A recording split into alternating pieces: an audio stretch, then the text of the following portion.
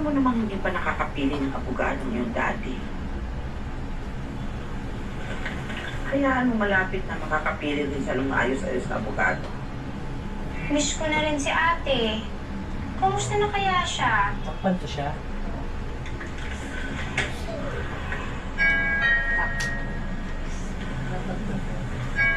May tao yata sa pinto. Sa mga pinto. Carla. Hoy, bata ka. Carla. Sabi ko may tao sa pinto. Buksan mo yung pinto. Sorry po lang.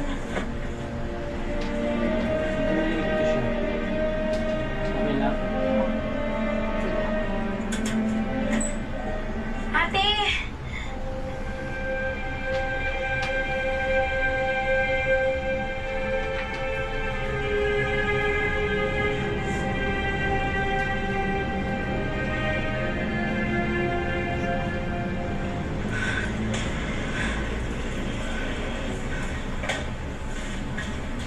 Oh, bakit ngayon ka lang?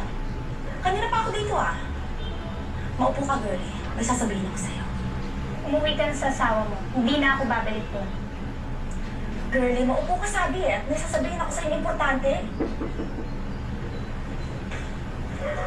Mami, Huwag ka nga magulo dito. Nakita mo kinakausap ko tong ate mo? Girlie, makakasal na ang Tito Ron mo sa Indonesia. Ipadadala na siya doon ng kanilang kumpanya. Isasama ng Dana. Doon ka na mag-aaral. ayoko! Ayoko nga sa asawa mo eh. Hindi mo ba naiintindihan yun? Teka nga muna.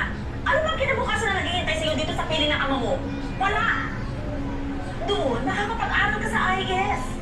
International School. Matalino ka, anak. Hindi ka bagay dito, nababagay ka doon.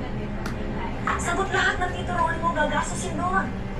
Hindi mo ba nakikita? Napakabait ng Tito Ronnie mo. Bakit niyo ba ako pinipilit na rin ng ibang Steph? tao?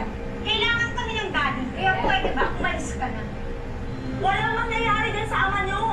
Wala na siyang pag-asa sa buhay. Kung hindi man siya hatulan ng pagkabilang kong habang buhay, hahatulan din siya ng kamatayan. Eh bakit ba ako naman nakikita niyo?